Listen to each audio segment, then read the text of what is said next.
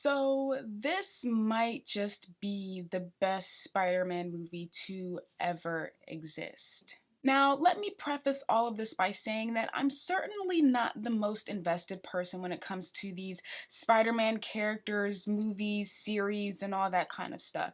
But I have seen all of the live-action Spider-Man movies more than once, and I have to say that personally, this one is my favorite. So, Sony.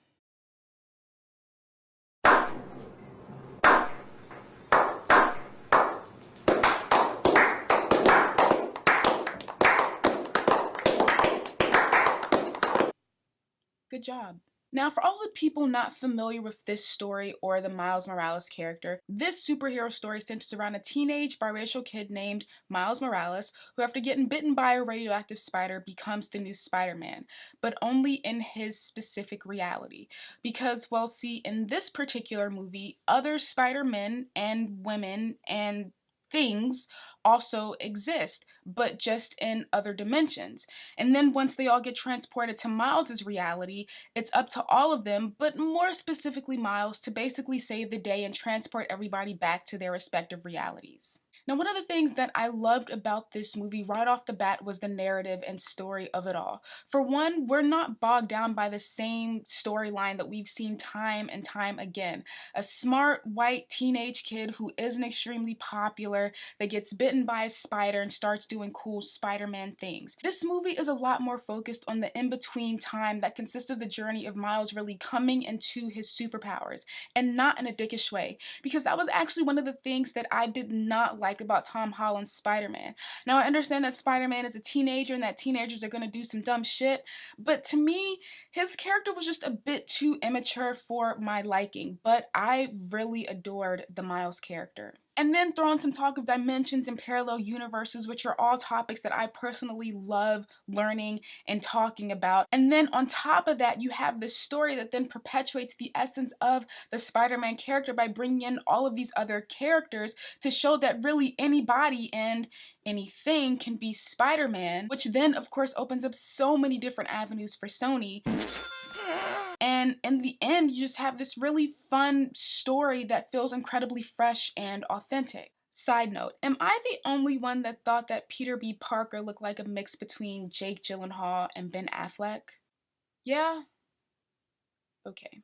And another thing that I loved about this movie was how, in distinguishing itself from other Spider-Man stories, it uses a subversiveness that actually works. The meta-commentary period in this movie I thought was really well done, and that was another thing that I loved about this movie was just the overall comedy. You know, whenever I talk about comedy, I'm always talking about how I love a smart and well-crafted and clever joke, and this movie has a lot of those. Guys, this movie is genuinely funny, and I loved that. Now, another thing that I loved about this movie was, of course, the visual look. You know, it has this comic book feel, it's bright and it's colorful, but then when it comes to the actual animation, it has this digital and cartoonish, but then also like a realistic aspect to it that I have to really applaud Sony for, but even more specifically Christopher Miller and Phil Lord, who was actually the team behind the Lego Movie, because this movie is honestly like nothing that I've ever seen before. In this world where CGI reigns supreme, for them to have the balls and also the power to essentially set all of that aside and say, hey,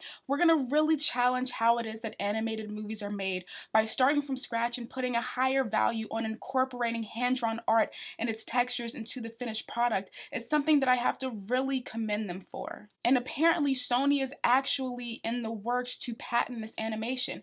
And you know what? I'm not mad at it. I get it. This is something that is pretty revolutionary. So, you know, if other people want to use it, then you're gonna have to bring in some money. So yeah, I ain't mad at Sony for trying to secure the bag on this one. And so yeah, I would hope that at the very least that this movie makes studios, filmmakers, and even film goers really see the value and power in animation. You know, it isn't just this thing for kids to enjoy. Animation is its own medium that deserves its own respect, admiration, and risk, just like any other art. Now, another thing that I loved about this movie was the cinematography. There are a lot of great shots in this movie that I would personally love to have painted or framed just because they're so visually appealing. And I also love that this movie had genuine dark moments, from the characters to the visuals to the sound. And that was another thing that I loved about this movie, was the sound design. I personally love a good dark moment. You know, for someone that has their own hangups with scary movies because of the unease and uncertainty that they create within me, I still love the idea and science behind uneasing and scaring and disgusting the viewer, but still for some reason appeasing them in a way to where it makes them want more, right? There is a real science behind that, and it really intrigues me, and I love that this movie had those kinds of dark moments. Now, something that this movie did yet again for me is remind me of the importance of representation. It's something that we all know is important, but to see it and to experience it is a whole other thing. You know, from movies like Black Panther, Crazy Rich Asians, Wonder Woman, Love, Simon, it's always nice to see you, your culture, and your life being mirrored back to you in an authentic way. And that was actually one of the things that I was a bit worried about going into this movie. You know, before this movie, I wasn't familiar with the Miles character or his story, so I didn't know, you know, how all of that played out in the comics. But oftentimes when it comes to these movies that you can tell are, you know, trying to bring about more diversity, even if the intention is there, they do tend to lack a sense of authenticness that does kind of ruffle my feathers a little bit. But like I said earlier, this movie has an authenticness that is really refreshing, right? There are a lot of like small little details and nuances and things like that that really just like filled my heart. Now, with all that being said, I do have some dislikes, flaws, gripes, what have you with the movie. Even though I do think that this is one of the best movies of the year, it's not flawless. For one, when it came to the story, I have to say that I wasn't a fan of all of the plot devices. To me, this movie has a lot of, we'll call them happenstances, where, for example, Miles just so happens to be in a place where he's able to get bitten by a spider, or he just so happens to be in a place where a certain character or object shows up that helps to move things along. And to me, it did feel lazy. But if this is how the story goes in the comics, then I guess this is more so a critique for the comics instead of necessarily the movie, even though it still is a critique for the movie. You know, I just feel like there could have and should have been more creative ways to move the plot along in some areas of the movie. I thought that the villains were the weakest part of the movie. When it came to Kingpin, I found his backstory to be not really well done and also feel a bit random. And I say that because when we do find out more about Kingpin and what it is that's pushing him and motivating him to do what it is he's doing, it's pretty much at the end of the movie. And that does suck because I do think that his story could have worked if they had just given him more time in the movie. When it came to the female villain in this movie, Doc Ock, I found her to be unnecessary, and like she really didn't need all of the time that they gave her in the movie. Granted, she doesn't have a lot of time, but yeah, she felt unneeded to me. You know, the only real value that I saw her character really giving this movie was the fact that she provided for a really nice action slash fight scene between her and Miles and Peter. Outside of that, like I said, she just really wasn't needed. And I feel like if she wasn't in the movie, the filmmakers could have given that time that they gave to her to really build up Kingpin's backstory even more, and to even build up the relationship more between Miles and his uncle, because that was another like subplot that I felt like deserved more. Shout out Stan Lee. He of course made an appearance in this movie, but because, as we all know, he is no longer with us, this cameo, as well as others that will follow, will definitely tug on your heartstrings, whether you are a fan of Marvel or just superheroes in general or not. The end credit scene is the best end credit scene that you will ever see in a superhero movie, period. And that's all that I'm going to say about that. So make sure you stay until the very end of the movie. But yeah, as you can tell, I really enjoyed this movie. Like I said, it is definitely one of the best movies of the year. And in fact, I think I would have to put this in my top 3 for sure. I can now say that I am officially invested in a superhero character. I really cannot wait to see where it is that they take this Miles character from here on out. Now, when this movie came out, it had actually just made the Oscars deadline. So I know that it is definitely going to get an Oscar nomination. But after this movie winning at the Golden Globes this past Sunday, I feel a lot more confident in saying that I do believe this movie is going to clutch that Oscar.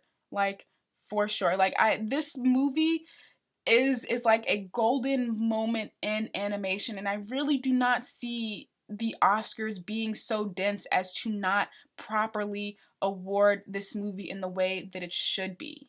But then again, they did nominate The Boss Baby. Oh boy. And now for a bonus review.